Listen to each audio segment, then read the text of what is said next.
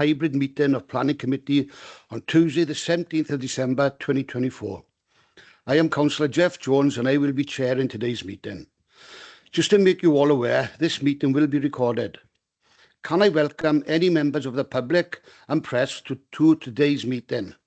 Can I kindly ask you to observe the meeting only and not to speak or participate? Please ensure that your phones are switched to silent for the duration of the meeting. I wish to remind members signing in remotely of their legal obligation to have their cameras switched on during the meeting, please, in order to be seen and heard while participating in council business. If you wish to speak or ask a question, please raise your electronic hand on Teams or physical hand if in person. I will now move on to agenda item 1, Chair's announcements. I can confirm I have no announcements to make. Agenda item 2 is declarations of interest. Are there any declarations of interest? I can see none, Chair. Thank you, Jane. Agenda item 3, minutes of the previous meeting. The minutes from the meeting held on the 26th of November 2024 are attached on pages 5 to 8 of the agenda pack for approval.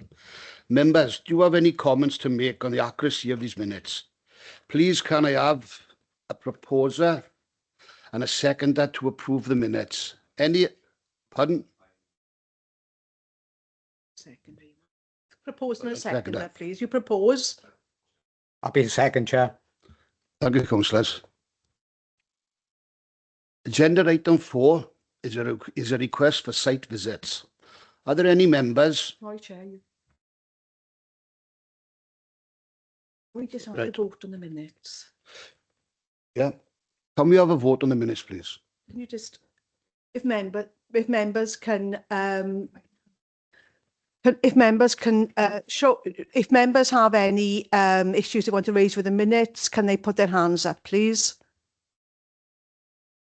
I can see no hands raised. The minutes have been approved. Thank you, Jane. Are there any agenda item 4 is request for site visits. Are there any members who wish to suggest a site visit on the applications presented today or for any other matter? Please also let me know if you wish to call for a site meeting at any point in the meeting. Now we move on.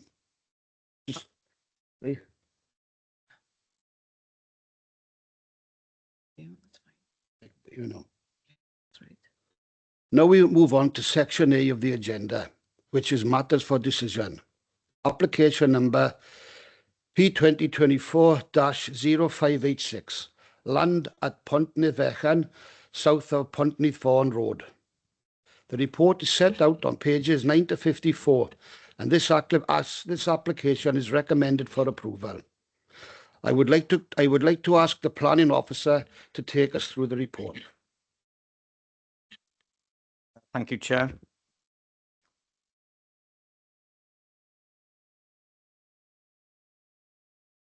This is planning application P2024-0586, proposed development of Waterfall Country, Pontneath, visitor infrastructure scheme, including a retail shop, welfare facilities, tourist accommodation, ancillary plant room, lighting, car park facilities, demolition of outbuildings adjoining School Gladys, an existing toilet block, and creation of a farm access park, play park courtyard with associated infrastructure works. Land at Pontneath, south of Pontneath Road, Pontneath Fawn Road, Pontneath.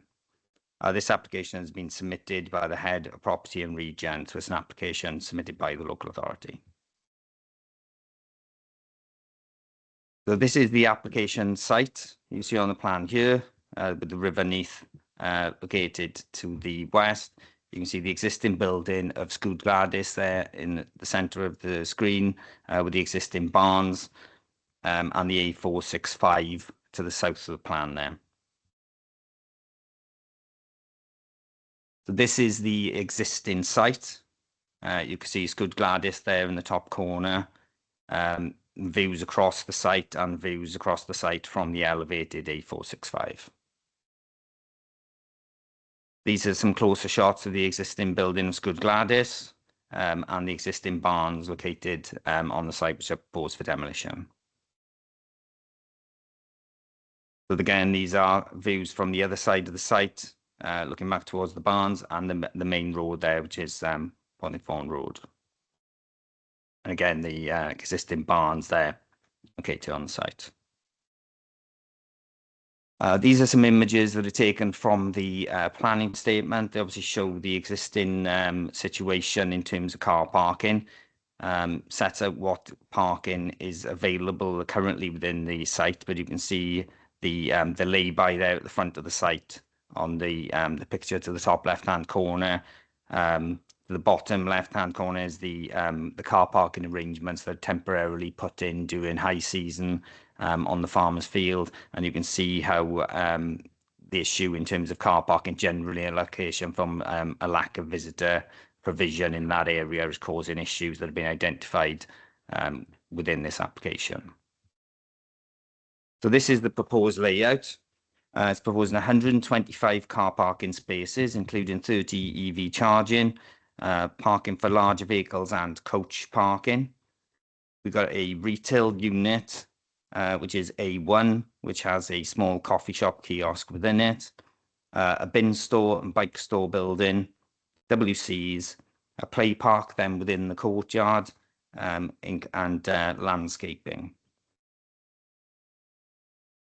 So these are the proposed ground floor and first floor plans. You see the Scoil Gladys building located to the top of the plan. So the plan on the left is the ground floor plan. The plan on the right is first floor. You can see the only two-storey accommodation is the accommodation, which provides 8 units for tourist accommodation. The rest is all single-storey, created in kind of a rural courtyard type arrangement, with the play park then located in the centre. So these are the elevations of the proposed tourist accommodation. And these are the elevations of the retail unit. Comments have been, as you know from the report, comments have been provided. They're set out on pages 14 to 18, including those provided by Councillor Percy. These have all been addressed within the report, but I thought we'd put this plan in here just to identify some of the issues that have been raised in terms of obviously car parking issues in the area and these proposed highway works, which would include TROs within the surrounding area to prevent on-street car parking and also to protect the proposed access points within the car park and the agricultural access, which is located as part of this application as well. So these are some images of the proposed development. So you can see Scoil Gladys there in the foreground with the arrangement. You can see how they're designed to reflect the sort of agricultural and rural location of the setting. And again, images of the main road there going down with Scoil Gladys.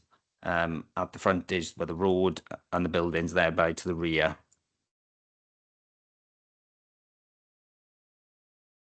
So in terms of the application obviously supports policy TO1, which is the tourism policy in the area. As stated, the comments received, we've had a number of objections. Those all have been addressed within the report. Our recommendation is approval subject to conditions.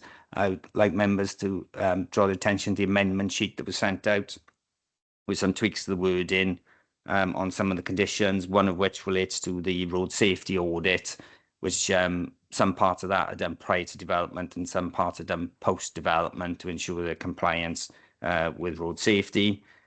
So our recommendation is approval subject to those conditions set out on pages 43 to 53. Thank you, Chair. Thank you, Chris. The local ward member, Councillor Simon Noyle, is unable to be here today, but has written the following for consideration at Planning Committee today. I will now read out Councillor Noyle's submission. Good morning, members and officers. My apologies that I cannot be there with you today due to family commitments. I hope that you will be able to read out this email, which sets out my position in regards to the above application. I have campaigned and lobbied officers since becoming a councillor in 2017 for them to review the issues faced at Pont Neath with regards to parking and antisocial behaviour issues. Health and safety concerns and the impact of the increase in footfall in this area from the natural elements in this area which are free to access. Understanding, of course, that these issues were being raised by other elected members prior to my election in 2017. I think that it is important to note that this area is not being actively promoted by Neath Talbot County Borough Council due to the constraints that are in place. The area, which includes walks along natural paths and viewing of several waterfalls, has increased due to the increased social media presence. Several meetings were held with officers over the years, and some local initiatives were trialled, including a park and ride scheme, which did not work at all, and introducing additional traffic regulation orders, also which had some impact. The best solution to solve the problem in this area was to find land to provide a car park, which takes the vehicles off the main busy road, helping those walking along the footpaths and health and safety issues resulting out of vehicles parking illegally in the area. The Levelling Up Fund application that was submitted was a scheme that sought to deal with these issues and find a solution through external funding which it was thought would benefit the area. From the local consultations and the papers for committee here today, it is clear that there are still objections to the scheme. Many of these objections, from what I can read and understand, relate to the comments which were picked up at the consultation events which were held locally. As I understand it, many of these concerns have been addressed in the revised plans that have been put forward, including the introduction of a playground, the removal of several other parcels of land to develop a viewing platform, changes to the location and orientation of the buildings to be constructed, and a sensitive approach to construction methods and techniques taken on board. Also, changes to the accommodation type has been made following the consultations to the potential guests that would be able to stay within the accommodation provided. The scheme, in my understanding, also will introduce true TRO along the length of Pontneath Road, which will mean that no vehicles will be allowed to park on the main road and vehicles will be required to park in the new car park. This will hopefully take away the health and safety concerns that residents have experienced over many years.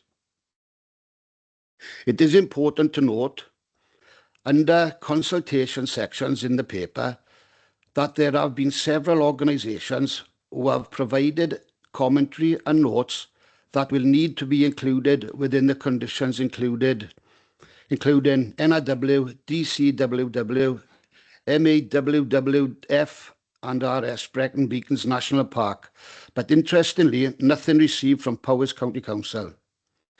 The report does not provide any details of whether Ystrad Community Council were asked for their comments, but the local councillor on that council has provided support, as can be seen in the papers. There are several items which do not appear within the papers today, which I believe should also be considered, some relating to planning matters and others do not. Those that do could perhaps be adopted as part of the planning approval notice, which include the following. Number one, a controlled crossing point from the car park side off the road to the entry point to the waterfall country. In this location, the number of people crossing the road has led to several of the problems, and a controlled crossing point would help to mitigate the issues with road users able to identify in one single location pedestrians crossing the road. Number two, the concern regarding parking charges needs to be discussed with a positive outcome if parking fees are to be levied and if these can lead to the introduction of a CIC or similar organisation which can help to improve the location on an ongoing basis. The introduction of a village warden or similar to help with the aspect would also be welcomed. Number 3, I understand that there are options which are being explored for funding to improve the paths and walkways within the waterfall country, and is a positive outcome of the consultation meetings. This was something that was brought up as a result of the increased footfall in the area. Last, I believe that the design of the scheme takes its account. I believe that the design of the scheme takes into account the specifics relating to the area on the border of the existing national park, which may be extended, and this would fall within that area in coming years. The project would need to ensure that it takes into account the natural beauty and sensitivity regarding the design in the area. The introduction of additional natural shrubs, trees and bushes along the elevation of the existing River Neath to help residents in Broadowell and Ashmere Drive would be considered. These residents, although not in Neath Talbot County Borough Council, are those who are likely to be most affected by noise from voices and vehicular movement, and careful consideration should be provided to how this can be dealt with. The landscaping and trees section on pages 35-36 provides some commentary, and the landscape management plan will need to be closely monitored and perhaps even added to sympathetically the help those residents mentioned above.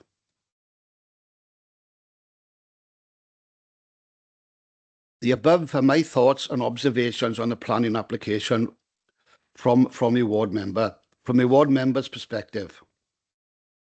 The support items listed on page 15 and the concerns and objections listed on pages 15 to 18 should be noted by the members of the committee when coming to a decision on this application. This proposed development has the ability to solve an ongoing legacy problem within the area and possibility add to the local economy, creating jobs for local people and taking away existing health and safety concerns, but must also be carried out sympathetically for the residents of Pontypridd Fechan, Powys County Borough Council, who are the ones to raise the most concerns. Many thanks, Councillor Simon Oyle. I will now take questions from the members of the committee. Members, do you have any questions to ask officers?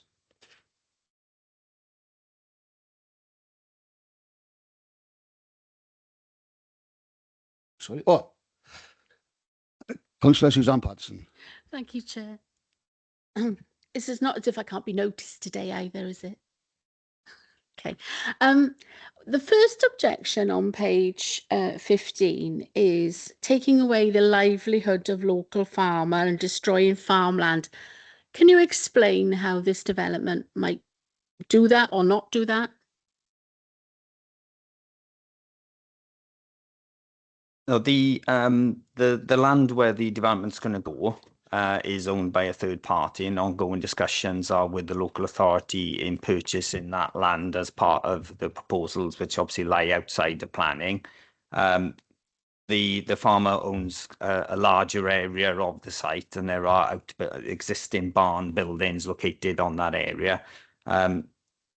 It's not for me really to go into the detail of any kind of deal with the farmer in terms of that land, but I believe it also includes compensation for the loss of the buildings and potential money for rebuilding those farm buildings elsewhere on the site. But in terms of the wider holding, this is taking just one parcel. I think the comments were alluded to in the local members' comments that the site was originally proposed to be a larger scheme, but certain parcels of land have been taken out of it to try and make it as small as possible.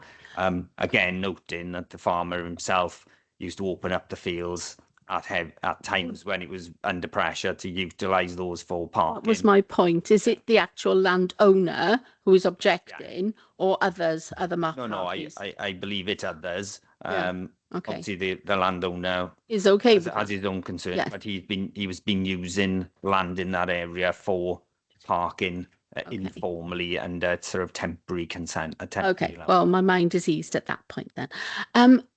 Whenever you have a development in such a beautiful spot, it's obvious to me that there are going to be changes which will affect both the local residents and any future visitors. And it's a delicate line to follow to open it up sufficiently that people may want to use the facilities and be out in the open, or ruin it for future generations. So I'm a little, I can understand wanting to improve the footpaths as we go further along, because having walked there myself, it's not really suitable for anybody, a wheeled vehicle at all, as far as I could see. It's quite a rough area then. So when it is envisaged to improve the footpaths, are we not going to be taking away the very natural beauty of the place that entices people to go there in the first place? Thank you. Those elements lie outside of the planning application. Obviously, this is obviously to address an existing problem at this area at the moment that is being addressed. Obviously, in the future, it may well be that improvements to the footpaths are proposed, but lots of those also lie outside of Neath Talbot and outside of the control of the local authority also. Okay, I understand that this is the mostly the development of the car park and the kiosk and things, and taking things off the road. I understand that. But it just seems that there are quite a lot of these objections, and are they all addressed in the report? Because I don't know if I can. Yes, obviously anything that's related to any material planning points have been addressed within the report, either within the sections, and there's a summary at the end where all of those other matters have been addressed within the application.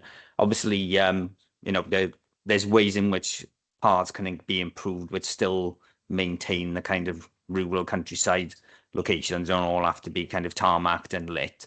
But in terms of accessibility, I suppose is where you're coming from, is there certain areas that are going to be difficult to get to a point where they are accessible for all. But that obviously lies outside of this application. My understanding is this is to address an existing problem, not necessarily to kind of encourage more. But it is something for the future that would need to be considered carefully. Well, one last question. At the moment, anybody wishing to visit this, the waterfall country, may park where they can find somewhere to park at no cost. However, going forward, I believe there will be a cost. So do we need to take that into account? And is it, if somebody has to go out in the fresh air every day, that may mount up? Thanks. Yes, I mean, they will. I mean, as the comments I think raised from the local member are, the management of the site, the level of charge that we put against parking on there has to take into account that some people don't like paying for parking. There are TROs that are put in place to kind of address the issue that is currently in place for people parking in areas that are causing a highway safety issue. If you know, there's a large lay-by at the front of the site, and a lot of that is going to be taken away to ensure visibility to both those junctions. Other matters may have to come in through parking enforcement, etc., to ensure that people are sort of, you know, focused to where they should be parking. But obviously there is a balance between allowing the parking, get the correct regime for the charging services, but in terms of how that's managed, whether it's managed as a site as a whole with the tourism development, that would have to be considered at a later date as part of that management proposal. And that would come back to our own parking department within the council. I would assume so. As part of that management, there would be some process that would go through that. It's not the first time I've mentioned the facility free at the moment, and then no, if you have issues there where you want to get out into the fresh air, I have them in my own ward and I have mentioned it, but you know, this is not my ward. I'm just trying to think of people who really do need, not just want or, oh, we'll go out, but some people, because of their conditions, they really need, in fact, most human beings need more fresh air. We're not getting enough, but it may be a consideration for people to just push the parking further down the road. Is that been thought of? I mean, the part that people have utilised the parking that's been put in temporarily by the farmer, and they've charged for that purpose and they've used it. Yeah, I think it's just getting that balance right. And obviously, as I said, there are electric charging spaces provided in this, disabled spaces, but there are also other car parks, smaller car parks in the area by the public house and other places where people can park. But it is human nature that some people just don't like parking, and it could push a problem elsewhere. But that would be done through the road safety audits and checks that would be done through other sections of the authority that would be enforced through that. Thanks for the answers. I did say at the very, it's a delicate balance, isn't it? If you want to open it up for more people, then initially it probably would be charged when people go there. But if they're paying for the local farmer at the moment, so okay, I've always parked some. Thank you, Chris. Thank you, Councillor Patterson. Councillor Keogh? Yeah, part of what Suzanne said there now is about comments and complaints that fall outside the remit of this county or this authority. Were these comments forwarded to Powys County Council? And if so, what was their reply? Thank you. We haven't got a breakdown in terms of, we can get to a breakdown of where the people reside. Obviously, any comments provided, whether they're residing in Neath, Talbot, Powys or anywhere, are relevant to planning. So obviously there's a difference to comments that are provided material to the decision making of this application, the determination of this application, and others that are potentially lie outside of it. The report is public, so anyone can view the report, and we can certainly share those comments with anyone else should they wish to see them in more detail. But in terms of the comments that we consider, there's a difference between comments that are general issues in the area that we cannot control through the planning process and others that are material to the decision making here. Thank you. Obviously, we notify Powys County Council of what's going on, but it's strange they haven't made any comment about it. No, as I said, all of the responses that we received are all set out within the report. Thank you, Chris. Thank you, Councillor Mason. Councillor Keogh. Could I bring in Councillor Mason, please? Apologies. Thank you, Chair. Yeah, just a quick one. Forgive me if I missed it. I can't see anything on the planning there, Chris, about renewable energy. Was there any chance or any thought given to putting like solar panels up for renewable energy or anything on the buildings or neither by the buildings? There is a condition in there about air source heat pumps and ground source heat pumps, I believe. So some of those elements would be as part of the scheme. There's nothing preventing the applicants from proposing those things in the future, but I believe there is a specific condition. I think at the moment it goes through certain design stages, so they're looking at the viability of those elements as part of the application as it moves forward. Okay, thanks. Thank you, Councillor Mason. Thank you, Chris. Are there any other members who have any questions today? I can see no hands raised. Oh, sorry. Councillor Davis, Rosalind Davis, Chair. Well, Councillor Davis? It's not exactly a question, it's just a statement. From what I can see of the proposed development, it looks as if it's a sympathetic development because it is actually in the countryside, and that's very important. Diolch yn fawr. Thank you, Councillor Davis. Chris? Yes, thank you. Yeah, obviously this has gone through a number of processes. So obviously there was the it's a LUF bid scheme, so levelling up bid scheme. My legal colleague just advised me now that Powys did provide a letter of support as part of that LUF bid. as in general as part of the application. And I assume if they had some negative comments to make, they would make them, whereas perhaps their silence is that they don't have an issue with the application. But obviously it goes through those processes. It also goes through kind of a pack stage process, and you can see that design evolution has taken place to take on board some of those comments. And noting what Councillor Davis said, as you can see, the design of the buildings is kind of tried to look at that kind of agricultural type style of materials, and we'll continue to look at that through the processing of the conditions going forward should the application be approved. And obviously with the SARBS process and the green infrastructure statement as well, we make sure there's native planting and wildlife friendly species, and that's through the SARBS as well, with the natural drainage that would be put in as part of the scheme as well. Thank you, Chair. Councillor Keogh again. Thank you for that, Chris. What it tells me is that it tells us all we need to know then, really. Thank you. Thank you, Councillor Keogh. Okay. I can see no further questions. Thank you. The local ward member is not present to sum up, so I will move directly on to the recommendation, which is on page 43 of the report. And this application is recommended for approval. Could I have a proposer and a seconder to consider the recommendation, please? Thank you, Councillor. Thank you. There we are. Jane, could you please ask each member if they have been present for the whole of this item and how they wish to vote? And could you then confirm the decision, please? Thank you, Chair. Members, when I call out your names, can you just confirm that you've been present for the whole of the item and how you are going to vote, whether you're going to vote against or in favour of the application? I'll start with Councillor Angharad Aubrey. Yes, I've been present and I'm in favour of the application.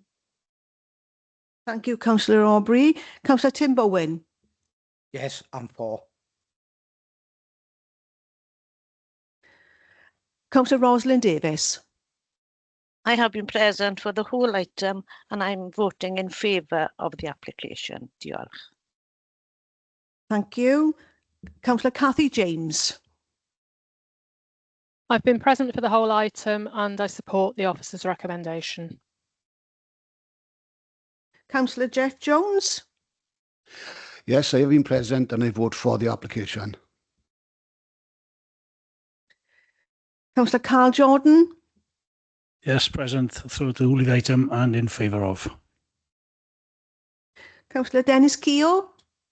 I have been present for the entire meeting and I'm voting for. Councillor Ridgeon Mason. Yes, I've been present for the whole item and I'll be voting for the motion.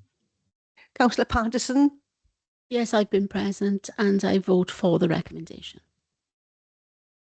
And Councillor Sarah Thomas. Yes, I've been present for the whole meeting and I vote for the recommendation. Members, if I can confirm that that application has been approved. Okay. Thank you, Jane. We now move on to agenda item 6, application number P2024-0685, the refurbishment of the Princess Royal Theatre and Civic Square, including extension to the theatre. The report is set out on pages 55 to 102 of this application is recommended for approval. I would now like the planning officer to take us through the report. Chris, thank you.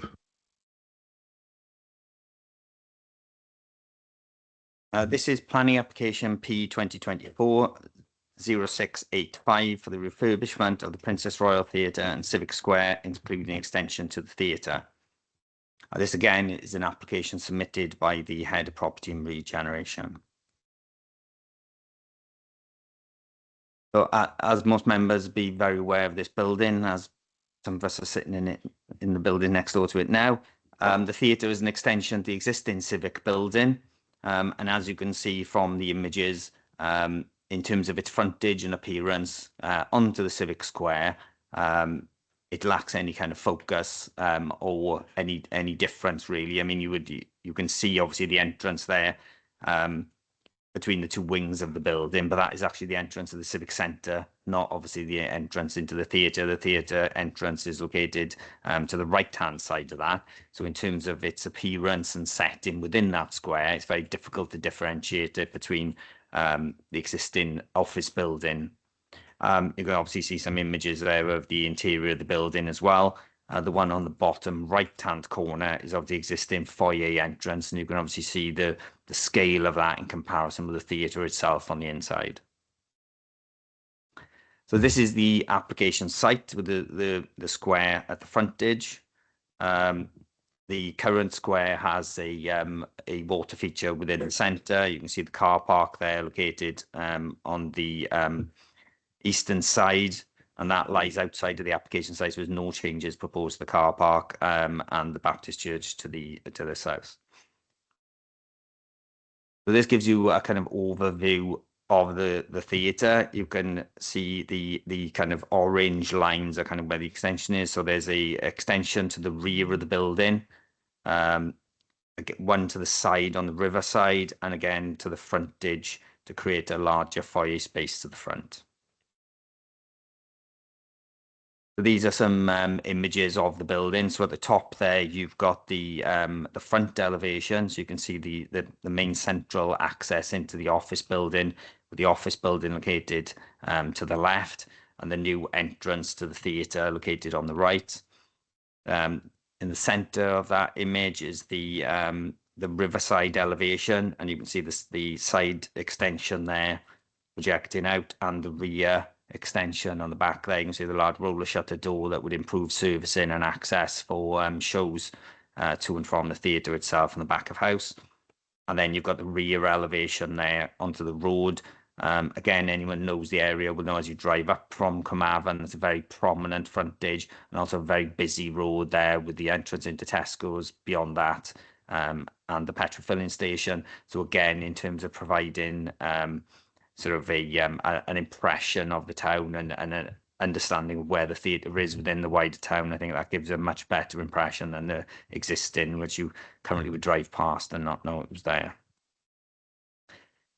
So you've got an image here of the Civic Square, as this is opening it up, providing some new landscaping and some combined Saab's features. You see the extension to the frontage there with this green roof. This creates more of a multifunctional space. So I think they've looked through the consultation process at various uses within there, like markets, fairs, etc. So this really opens it up to provide a multifunctional space, to provide a really nice setting for the theatre itself.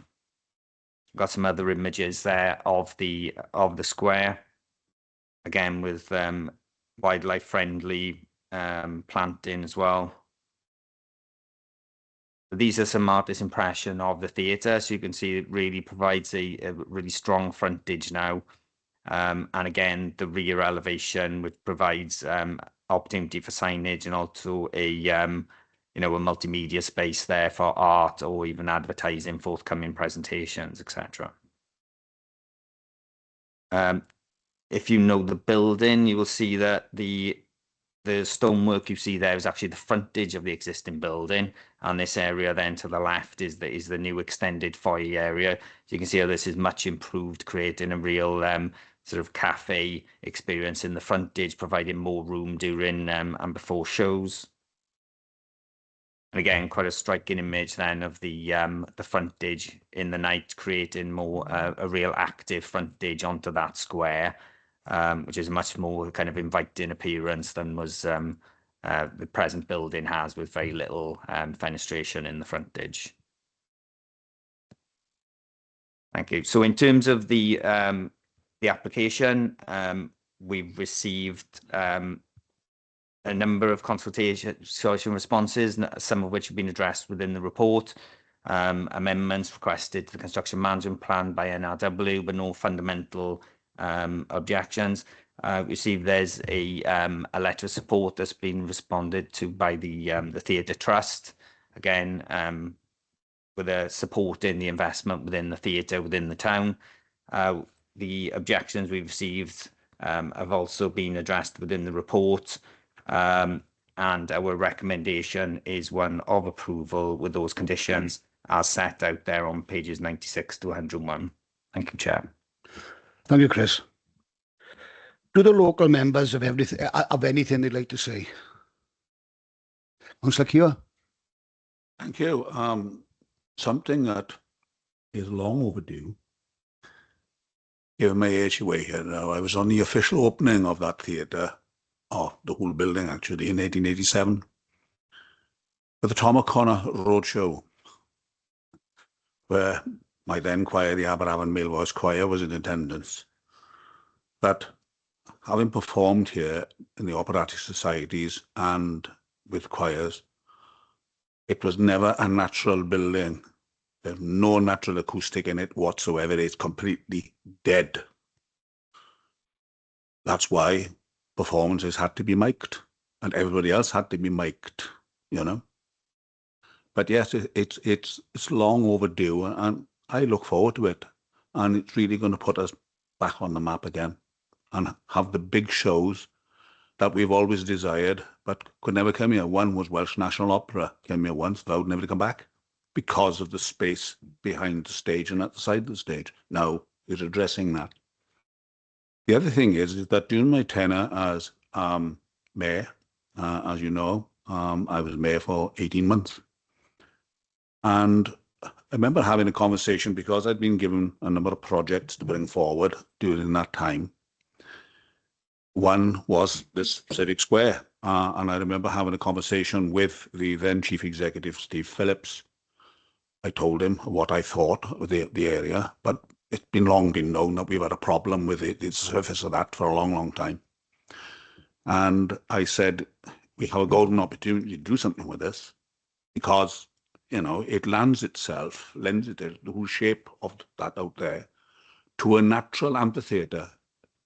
It's a natural stage out there, but you've chosen to do something different with it, and I applaud it.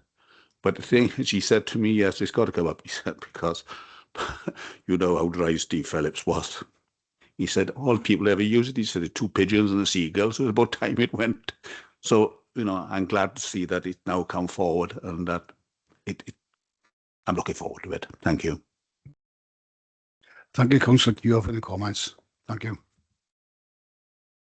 I will now take questions from members of the committee. Members, do you have any questions to ask your officers?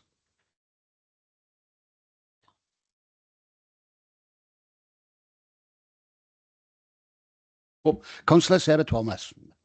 Thank you, Chair. So there is one question, and it's not really directly related to the application itself, rather the processes around it. So some people have commented.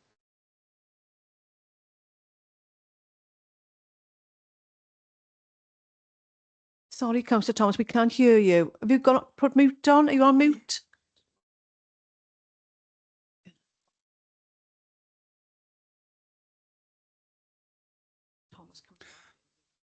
There we are. When Councillor Thomas comes back in, we'll bring her back in. But Councillor Patterson, please.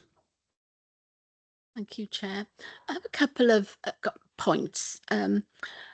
Indeed, I will look forward to this development eagerly. It looks absolutely amazing. And as previous speakers have said, it was probably long overdue in order for Port Talbot to attract the cultural type of things that we want in our town. But there's a few practical things that I've noticed as I'm driving down Fabian Way, new buildings with, you know, whatever they're made of, look fantastic the first year. But then I've noticed lots of them have got like mold and drips hanging down. How will this fare over time as to the outward looking of it? Because it's great when it first goes up, but is it made of the right stuff that won't sort of attract mold and look dire within a very short period of time? I think Swansea have been lapsed in building buildings which just look awful very quickly. So that's my first question. Thanks. Chris? Obviously, any building requires management maintenance as a public building looked after by the local authority. You would assume that they would look after it as well as they possibly could. Obviously, as part of the project, others in part of the project team look at the materials that are proposed, not just for the way they look, but obviously the longevity and their warranty. It's all down to maintenance. As they be, with the landscaping again, the fact that now landscaping is part of SARBs, which is a drainage feature as well, make sure that there's ongoing maintenance and management of those features going forward. But it is all down to management and maintenance and costs. But as part of the choice of materials, which isn't really a planning issue, but others within the authority will have to look after that building in the future, will ensure the materials have a sufficient shelf life. If we could pass that along to whoever is in going to be making the choices for that. Also, the area outside, it's been needing attention. Was some time ago we stopped vehicles going on it because it wasn't deemed, I presume, to be able to take those vehicles. Is anything going to change there? Is it going to be available for vehicular access? I'm not sure if anything is going to change on that. Obviously, that's down to long-term management and maintenance and agreements that they propose. I think it is proposed to be utilised as a multi-function space. So they've ensured that you can get access in. I think strangely, one of the things they've looked at is to ensure they can get a Spitfire in the middle of it, because I've been told that a Spitfire sometimes has previously been brought to Talbot on display. It's the first thing I thought of. Davis. But I think it has been looked at in terms of accessibility. It's similar to, as Councillor Kay was saying, about the rear of the building. The rear of the theatre is as important as the frontage, because obviously people come in through the front and want a nice experience, but in order to get scenery and kit back and forth into the building, they require good servicing and good back of house. So it would be the same for this. To ensure that it works as a multifunction space, you've got to make sure it's accessible and it's got all the right services in the right places. But that would be part of that ongoing management of that area. And I suppose what comes forward as proposals in that area through licensing and other things, members will have an ability to have a say on that in the future. And lastly, how long do we believe the area in total will be sort of out of bounds because of the building work? The building and it's sort of outside. I'm not 100% sure on the time scale for the whole development. I know that they're looking at being on site in January. I think they've agreed a shutdown period with the theatre, because obviously with theatres they've got to book events. So I think they've got a specific timeline, but we can certainly share the project timeline with members afterwards once we have more details on it in the future. It'll be in their own interest to get it done quickly. Yeah. Okay. No, that. Thank you, Councillor Patterson. Thank you, Chris. Can I call back in Sarah Thomas, please?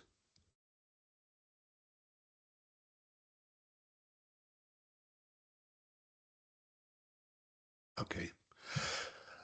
Sorry, Sarah, but we'll move on now to Councillor Ridian Mason. Thank you, Chair. Yeah, if Sarah comes back in the meantime, you can go back to by all means. Well, like Dennis, I both performed there, and I've seen many performances in the theatre, and I wholeheartedly look forward to this development. Just a couple of questions that perhaps are tied in. Will the capacity remain the same, Chris? I just see it's a couple short of 800. I don't believe there's any changes to the capacity, but obviously we deal with the sort of external changes to the building, but not the internal. But I'm not aware that any changes to the capacity are being proposed. Okay. And on that, which sort of tied in, I know this has nothing to do with the plan, I know, but if any officers see this, obviously parking is always a problem in our car park. Even on full council days when we had to come to the chamber, it was get first come first served. Now then, if it's a refurbished theatre, which is going to be obviously, parking is going to be of a premium. Now, just listen, like I say, this has nothing to do with the plan here, but it's just a thought to put in people's minds. There's a space at the top end of Tesco overflow car park opposite the old age that's never used anymore. So if any officers are thinking, could we sort of purchase this land and put parking available for people who buy tickets for future events, just to put it out there. But yes, I wholeheartedly support this application. Thank you.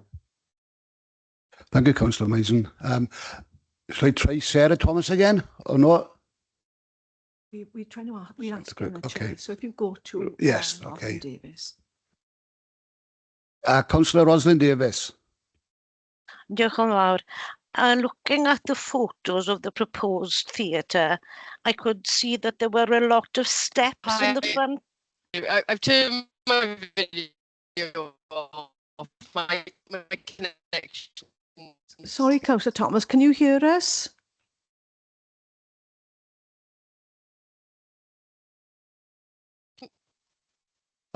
Sorry, Councillor Davis, but will you carry on, please?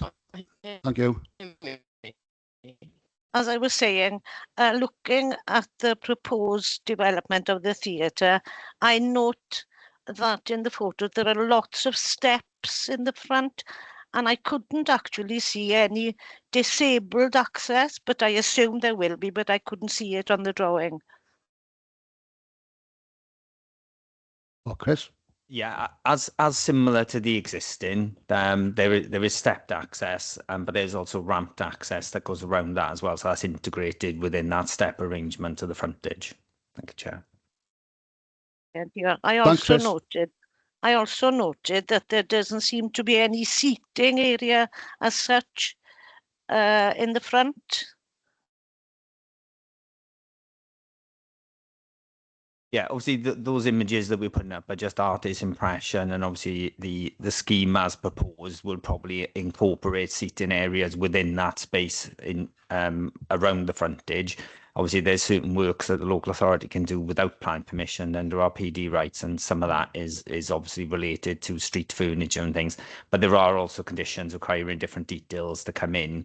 But there will, I would assume, there would be seating within that public square, but in places that would still allow it to be used for that multifunction purpose, as we discussed earlier. Diolch yn fawr. Thank you, Councillor Davis. Thanks, Chris. Councillor Kiwa. Thank you. To take up what my colleague, Councillor Mason. Sorry, I'm in a senior moment. Yeah, on about parking now, when we were introduced first to the concept of this building and what they were going to do, I said about parking, about putting possibly a two-story car park out there, and was shot down in flames with it because it would detract from the look of the building. But the thing is, people will not walk to the theatre. They won't. Unless they can put their car outside, get out of their car and go into the theatre, they won't walk. So in future, now we don't have the money to do that now, but the thing is, in future, we'll possibly consider it. The other thing I wanted to ask is the sculpture at the front. Now, as you know, the sculpture was never used as a feature with the water and everything else, because going back to the opening of the theatre, pupils from Glenavon decided to fill it with fairy liquid. And as a result, we had more foam than we know what to do with. So as a result, it was never used again as a fountain. But still, it's a sculpture. Are there any plans to refurbish that sculpture and move it to another location? Possibly Markham Park, Aberham Seafront, whatever. I don't know. Thank you.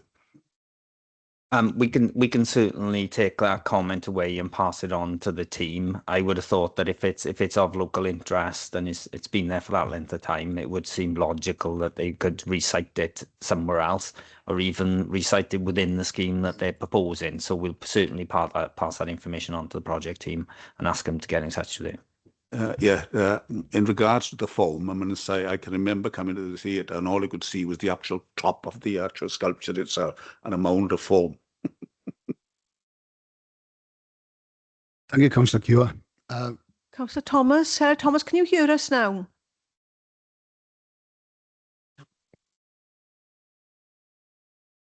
we just, Councillor Thomas, can you hear us? No, you're on mute. Chair, she has put the question in the chat. Do you want me to read it out? Yes, please.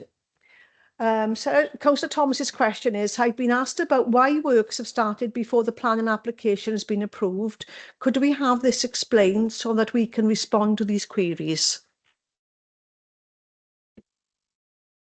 As far as we understand, there's been some exploratory works, sort of pre-site investigation works being taken place, but nothing in terms of the actual application. Obviously, the reason why officers have worked very, very hard on both the schemes you see today is due to funding commitments and timelines for funding.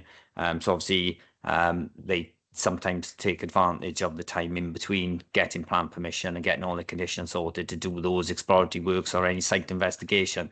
So I think there's been some works on the square that's been undertaken to look at kind of what the ground conditions are underneath, and that may be in relation to, as one of the councillors mentioned earlier, about making sure it could be trafficked in the future. But I think it's just kind of preparatory works, doing some site investigations which are required for various things, highways, SARBs, for example, ground conditions. They have to look at infiltration, testing, that type of stuff. But I do not believe that any works have been undertaken in relation to the actual planning application itself. Chair. Councillor Patterson, did you raise your hand? Yes, I did. Thank you, Chair, and thanks for allowing me to come back. Did we consider in the front part where it's all the little red bricks at the moment, the garden, putting any PowerPoint units? Because in previous discussions, I have heard that if you want like pop-up markets with sheds and, you know, particularly Christmas markets, things like that, the people who run that type of thing, they need access to electricity so that they can have their lights and their coffee machines, or if they provide food or anything, they need the electricity on site. Has any consideration been made to that aspect of the frontage and whether that land could be used for that type of thing? Okay, Chris. I believe on other sites, like the refurb that we've done in Neath, consideration has been given to ensure there's services and for those type of activities. But we can certainly take these questions away in terms of the detailed design. Say everything has a cost associated with it. But then again, putting ducting within the ground to facilitate those services in the future age thing. So, and I think that seems to be the way forward with a lot of things where they put the ducting in oversized to ensure that they can provide these facilities at later date rather than dig up whole areas again. And that's what, sorry, Chair, and that's why I'm raising it at this point. It may not be the full and final finished article, but if I'll be thinking along those ways, because one of the things we need to do is encourage footfall in our town centres, and that is definitely a way to encourage footfall. So I'm pleased to hear that even on a basic level, it has been considered. Thank you. Thank you, Councillor Patterson. Councillor Keogh? I think what Councillor Sarah Thomas is referring to out there are the marks on the ground where they're looking to whether utilities are, not basically what they are, and the inspection covers on the manholes have been replaced, but perhaps they needed replacing because of their age. I don't know, but that's what I think again. That. Thank you. Thank you, Councillor Keogh. Councillor Carl Jordan. Thank you, Chair. Question for Chris. Just what Councillor Keogh has alluded to regards the auditorium experiences that customers are experiencing.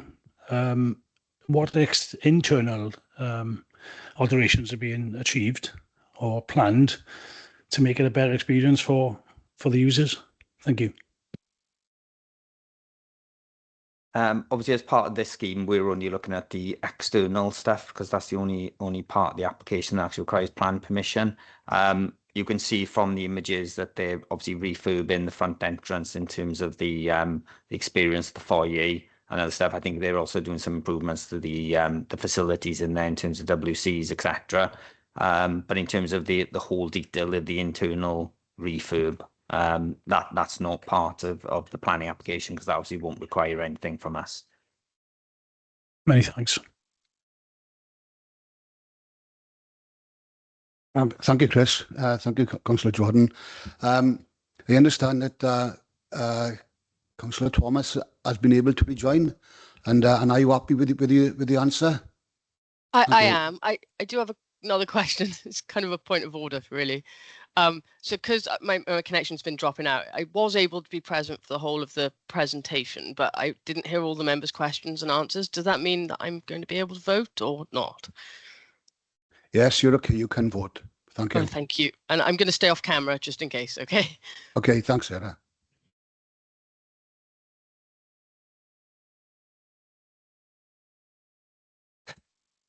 Oh, sorry. Would a local member like to sum up? Thank you. As I say, as local can be, being in Talbot, Markham, but there's the next ward over.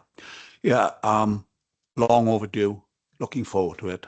In April 2026, when we get some headline act in there, and we'll all sit and enjoy the experience. And I believe the people of Neath Talbot will enjoy that experience. Thank you. Thank you, Councillor Keogh. And I must say, I agree with you. I've had some fabulous nights in the theatre. Chris would like to come in. Just a final comment from me, and I'd just like to thank everyone involved in getting these two applications to this point. It's been a lot of work from the officers, as you see from the detail in both the reports, and the amount of work that was put in prior to getting these even in as planning applications from everyone who works in the authority, and to get them to a point where we're getting applications both to committee prior to Christmas was a real challenge. So I just want to give my thanks to everyone behind the scenes who's done all the hard work to get them to this point. And hopefully we will see both these schemes come to fruition in the new year, to be really exciting projects again for Neath Talbot. So I think it really shows the effort that officers are putting in, and they can see the amount of detail that goes into these reports to get them through in the time that we need to. Thanks, Chair. Thank you for that, Chris. Now moving on to the recommendation, which is on page 96 of the report. And again, this application is recommended for approval. Could I have a proposer and seconder to consider the recommendation? Thank you, Councillor Patterson. Thank you, Councillor Keogh. Jane, could you please ask each member if they have been present for the whole of this item and how they wish to vote? And could you then confirm the decision, please? Thank you, Chair. Councillor Thomas, if you're happy enough with the information you received and you feel that you've received enough information, you can vote. So as long as you're happy with that, you can vote. So I'll call your name now in due course. Is that okay? Yes, that's okay. Thank you. And just to note that Councillor Cathy Davis has left as well. So Cathy James. Yes. So members, if you can just confirm when I call your name that you've been present for the whole of the item and whether you were voting against or in favour of the application. Councillor Angharad Aubrey. Yes, I've been present and I'm in favour. Thank you. Councillor Tim Bowen. Yes, and for the application. Councillor Rosalind Davis. I have been present for the whole item and I vote in favour of the recommendation of the officers. Diolch yn fawr. As I say, thank you. As I say, Cathy James has left the meeting. Chair? Yes, I have been present and I vote for. Councillor Carl Jordan? Yes, present throughout and in favour. Councillor Dennis Keogh? I have been present here and I vote in favour.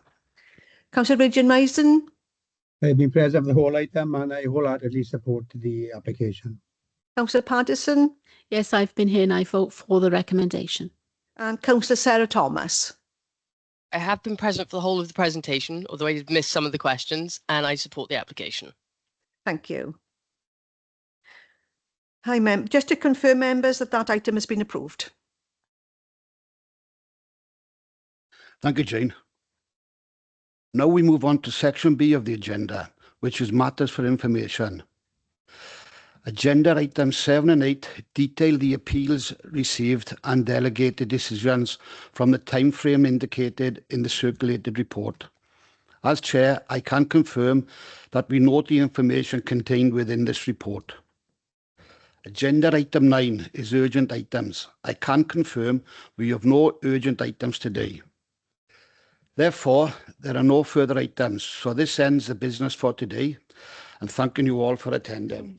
Councillor Keogh wants to come in. Oh, and okay, I'll wait for you to finish, Chair. okay. Thanking you all for attending, and I wish you all a very Merry Christmas and Happy New Year. Councillor Keogh? Thank you, Chair. As probably the longest serving member of planning here, some 18 years now. I would like to thank our planning officers for their continued hard work and the restricted resources that they have and continue to do this work. When you consider the amount of work coming forward in 2025, and it's already started coming forward, and we're talking about billions of pounds worth of projects. And I salute them because they are working very hard under not very good circumstances at the moment, hence the lack of officers. But yeah, and I'm sure every other planning councillor would say the same thing. Thank you very, very much. But that goes to every officer that works for the authority anyway. Thank you. Thank you, Councillor Keogh. I totally agree with you. I yet again and again just wish everyone a Merry Christmas and Happy New Year. Thanks all. Diolch yn